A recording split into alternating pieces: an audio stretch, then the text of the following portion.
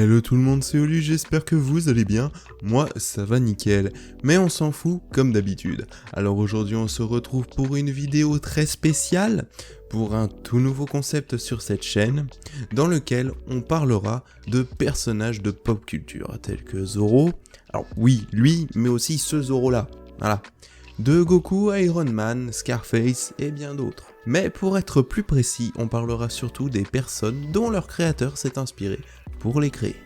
Bon, alors je sais pas encore comment va s'appeler le concept, mais si vous avez des idées, n'hésitez pas. Pour ce premier épisode, on va parler d'un personnage sans lequel une des plus grandes œuvres de la culture manga actuelle n'existerait pas. Il s'agit de Goldie Roger, le roi des pirates en personne. Oui, et puis en plus, vu que le film One Piece Red est sorti il y a pas longtemps, tu voudrais bien surfer sur la vague. Alors là, mais pas du tout. Je vois même pas de quoi tu parles. Mais pas du tout. Alors là... C'est ça, prends-moi pour une buse. Bon, d'accord, peut-être un peu. Mais juste un peu alors. Et sinon, très bonne transition. Bravo, je l'avais pas vu venir. Merci, je sais, je suis génial. Oui, abuse pas non plus. Vous avez compris le jeu de mots ? Bah, compte tenu du fait qu'on est encore qu'à l'intro et que tu n'as toujours pas parlé du sujet de la vidéo, et non, ils ont pas compris. Ah oui, pardon. Alors, en quoi notre personnalité du jour a inspiré le roi des pirates ? Bien, vous vous souvenez de cette célèbre phrase de Roger que l'on entend dès le premier épisode ? Bon, pour ceux qui l'auraient oublié ou qui n'auraient jamais lu le manga ou vu l'animé, voilà un petit extrait.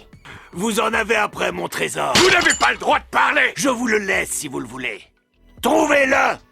Je l'ai laissé quelque part dans ce monde. Exécution. Oui, voilà, merci. Eh bien, vous voyez ces mots, ce sont les mêmes qu'un pirate très connu aurait prononcés avant son exécution. Et ce pirate, c'est Olivier Levasseur, également surnommé l'Abuse, à cause de son nez. Du coup, vous comprenez mieux le jeu de mots, abuse pas non plus, ne prends pas pour une buse, vous comprenez, la buse. Mais bon, allez, hein ? Oui, c'est bon, ils ont compris. Pas besoin d'en rajouter. Tu me fais déjà assez honte comme ça. Oui, pardon. Et du coup, voici les mots qu'il prononça avant de se faire exécuter. Mon trésor, à qui saura le prendre ? Et il lança par la même occasion une carte cryptée dans la foule. Et voici à quoi elle ressemblait. Pour ceux qui l'ont remarqué, le système de codage utilisé sur cette carte ressemble fortement à l'écriture que l'on retrouve sur les différents poneglyphes. Pour ceux qui ne savent pas ce que sont les poneglyphes, c'est ça. Et ces fameux poneglyphes, mis bout à bout, mèneraient à l'endroit où se trouve le fameux One Piece. D'où le nom du manga, One Piece, du coup. Alors, on ne sait pas beaucoup de choses sur lui et les quelques informations n'ont jamais été avérées sur son enfance. Ah bah génial, du coup on fait quoi ? Bah, je vais donner les informations sur lesquelles la plupart des sources sont d'accord. Donc, Olivier Levasseur est né en 1695 à Calais, en France. Donc il est français. En effet. Donc le roi des pirates est français. Alors, celui qui l'a inspiré, en tout cas. Olivier est le fils de Paul Levasseur. Enfin ça, c'est les informations officielles entre guillemets, de grandes guillemets. D'autres sources disent qu'il serait originaire de l'île de la Tortue et appartiendrait à la même lignée que François Levasseur, seigneur de Bois-Douflé, et fut le premier gouverneur de l'île de la Tortue, que tout le monde connaît aujourd'hui et à l'époque comme étant un repère de forbans, ou flibustiers, ou pirates, si vous préférez. Alors, on va sauter quelques années, voire même 21, pour être précis, puisqu'à l'âge de 21 ans, justement, en 1716, lui et un autre pirate célèbre du nom de Hornigold ont aidé Samuel Bellamy, et oui, c'est lui qui a inspiré le personnage de Bellamy dans One Piece, mais on en parlera dans une prochaine vidéo. Et ils l'aidèrent à entrer dans la piraterie. Il aurait même participé à la réunion de Providence aux Bahamas. Et c'est quoi la réunion de Providence ?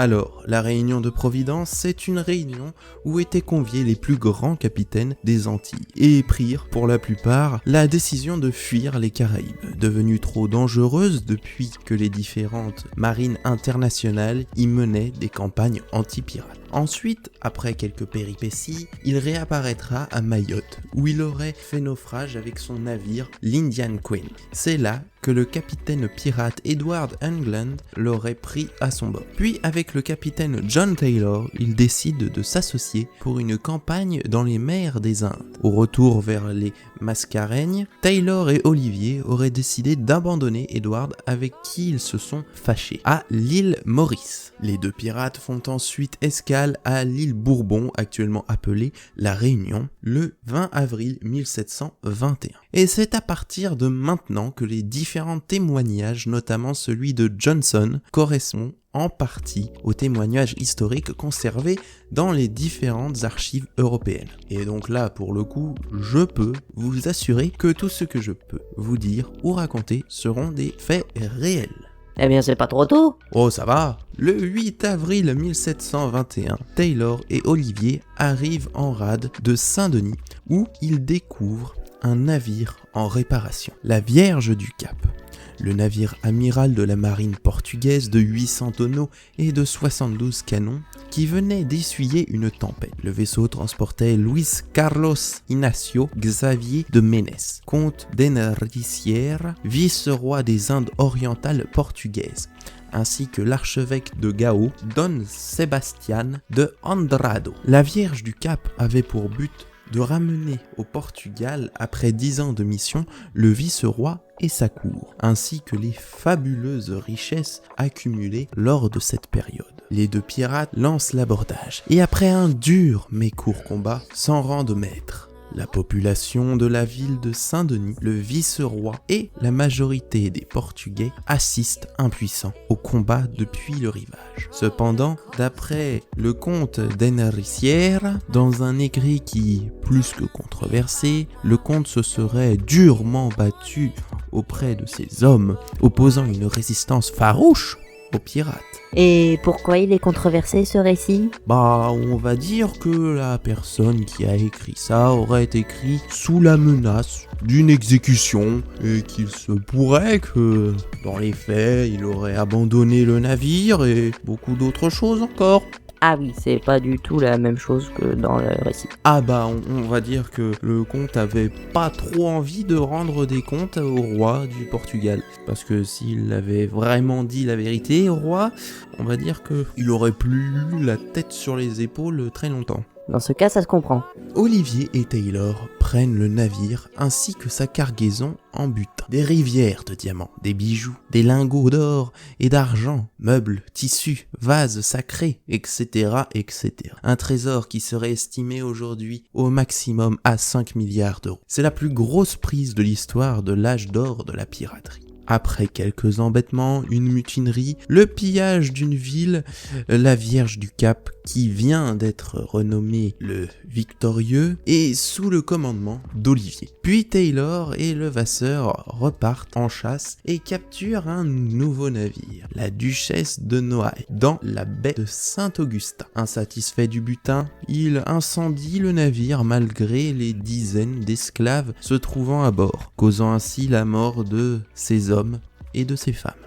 Cet acte aura énervé à un tel point les autorités qu'ils ont décidé, après cet acte, de relancer la chasse aux pirates. Les deux capitaines pirates continuent leur pérégrination à la recherche de butin. Ils en ont profité pour capturer un fort et emmenant l'hydrographe hollandais Jacob de Buckoy. Puis, ils ont décidé de faire route vers la ville de Mozambique, espérant faire de nouvelles prises, mais sans succès. Ils décident donc de retourner à leur campement vers Madagascar. Quelque temps après, les deux associés se disputent et rompent l'association. Chacun des deux pirates avec son navire fait route de son côté. Ils décident alors de s'installer à Madagascar. Le roi de France et le gouverneur de Bourbon offrent une amnistie aux pirates qui renonceraient à la piraterie et qui s'installèrent à Bourbon. Il semble qu'Olivier ait décidé de répondre favorablement à cette proposition, mais pas totalement non plus,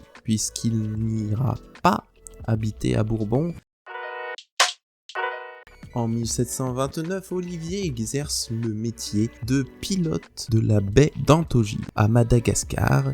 Il offre ses services aux navires européens de passage. C'est ainsi qu'il monte à bord de la Méduse, célèbre navire appartenant à la Compagnie des Indes. qui souhaitaient alors rentrer dans le port. Olivier leur offra alors ses services et fera de cette proposition la pire décision de sa vie, et la dernière aussi. Qu'une fois à bord, un ancien pirate le reconnaît et le fera immédiatement enchaîner et emmener au cachot. Il semblera que la capture de Levasseur était l'un de ses objectifs. Il sera conduit les fers aux pieds à l'île Bourbon pour y être jugé. Là, il refuse de parler au nouveau gouverneur, Pierre Benoît Dumas. Le procès fut rapide et sera condamné à être pendu le 7 juillet 1730. À l'issue de son procès, en traversant le pont qui enjambe la ravine à Malheur, il aurait dit à ses gardiens « Avec ce que j'ai caché ici, je pourrais acheter toute l'île », puis sera exécuté. Et c'est ainsi que se termine la vie d'Olivier de Vasseur, dit la Buse, le pirate qui a inspiré le roi des pirates.